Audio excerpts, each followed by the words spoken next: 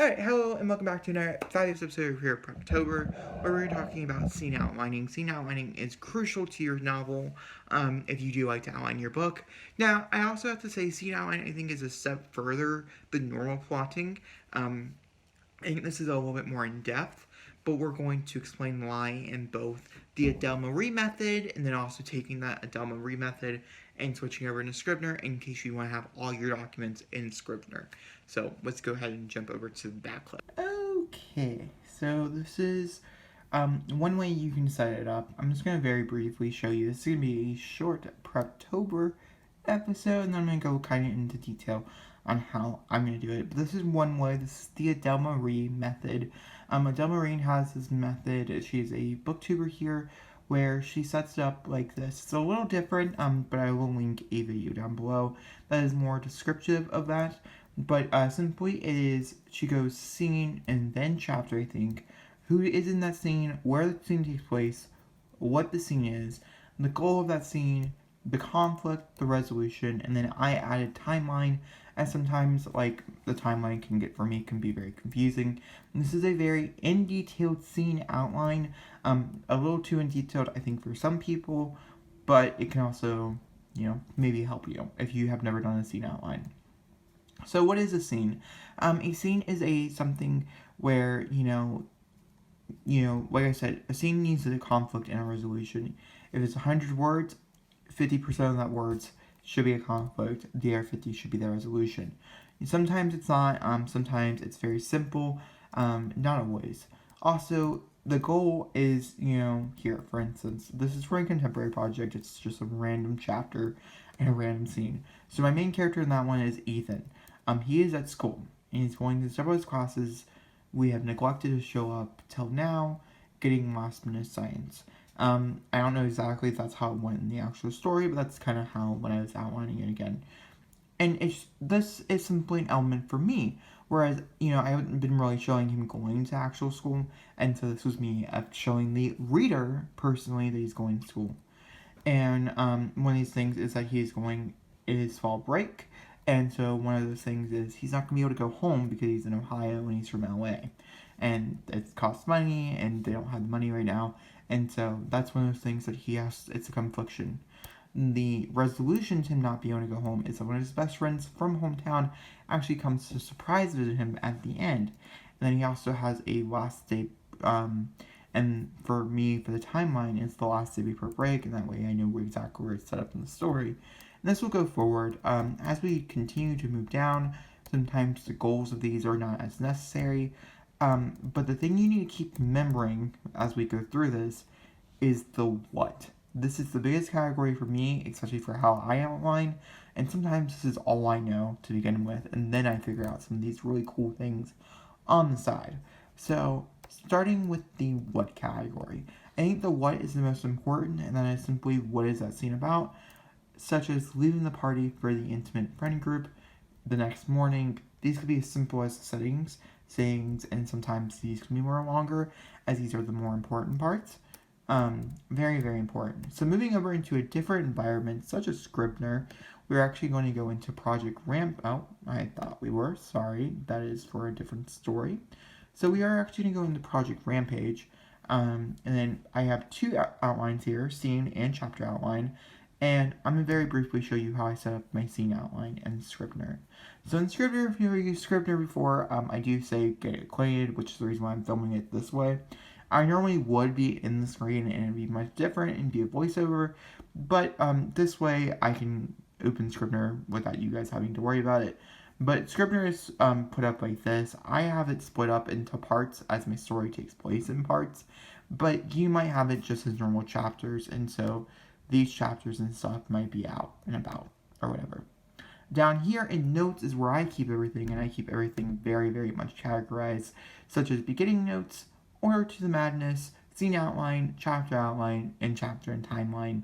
Then all my characters and stuff, and then places all have their own like little spots in here. And that is just simply for me to like really know. So, but talking about scene outline, I'm simply just moving over the important stuff. So, if we come up here to scene 1, which is right here, I can see if I can make it a little bit like larger. Let's make it like 24. Alright, there you guys go. So you guys can at least see it. Scene 1. Who's going to be in it? Well, I definitely know my main character, Cooper, will be in it. The setting, I'm pretty sure will probably be his high school or slash hometown. The what's going on is the important part, and it's the part that we're going to carry on. I actually have that, and so we will come back. So if I go to my chapter outline, which I'm going to do a whole video on this is the what's going on in that first scene. Well, this is basically, it's not actually, never mind. This could be something really cool to add above if you break yours up into chapters. And that is, what is going on in that chapter? You know, what is your main goal of that chapter? So my main goal of the first chapter is to introduce the main character, his life, and kind of info dumpy. And so what is going on? This is introducing his job and his school and maybe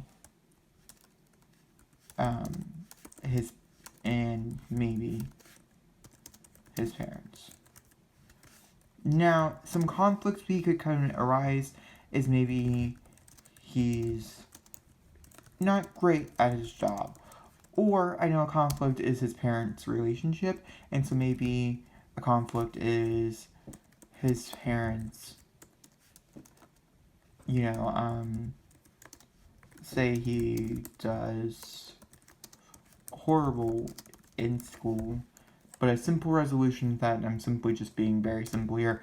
A simple resolution could be the simple fact of he actually is great in school, and that's something we can show. Obviously, that's not going to all happen in this first scene, it's the opening scene, but it's simply just like, you know. And the way I would break this up is I would probably break it up into chapters, and so it'd be chapter 1, scene 1, chapter 2, you know, however many scenes the chapters come out to be.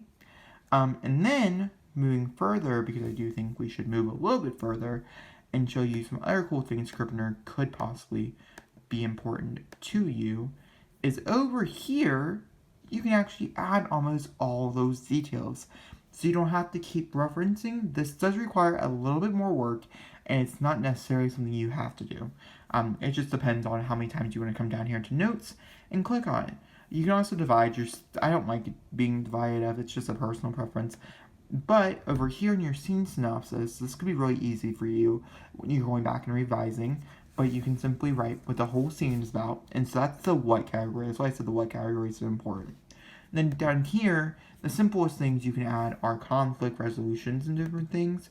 A quick little, like, show, basically, of how that can be done is I'm going to open up Broken Boys, which was the draft I was working on before, and it's very quick, and I can just show you very easily kind of how that all works.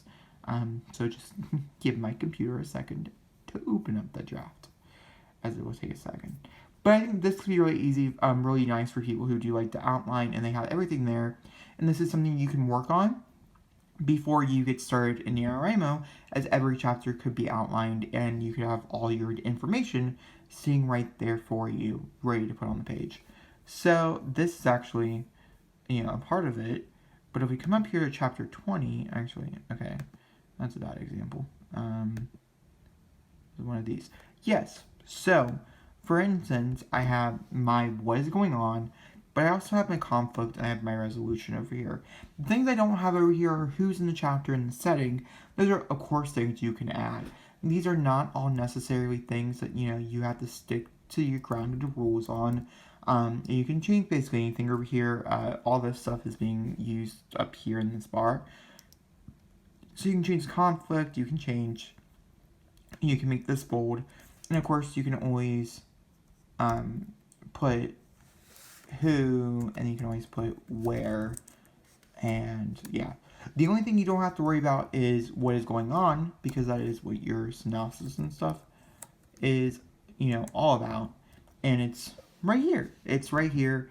And of course, like I said, that can be really easy if you come up here directly to your manuscript, and you come over here to this like area, And we're going to come down here to like chapter 19. Oh, let's actually open up. And this right here, you know, will tell me exactly what's going on in synopsis, which can be really easy for you when you're like editing. But now let's jump back over to my face. Okay, guys, so now you guys understand how scenes work. I could already have a chapter outline video up. I'm not sure which one I'm going to put up first. I'm not really sure what order I want to watch you guys. I want to show you guys in. Who knows? We will have to wait and see. But with that being said, just know, you know, scenes are very important, but you don't have to have them outlined to the vicinity. Even in my chapter outline, I even talk about maybe even a better way. Some people just like to know what's going on in that chapter and not like knowing characters or settings, or even possibly, or they're what's going on will describe where they're at in that setting.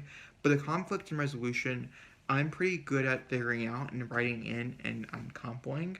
I realized as I read past novels that I didn't really focus on that.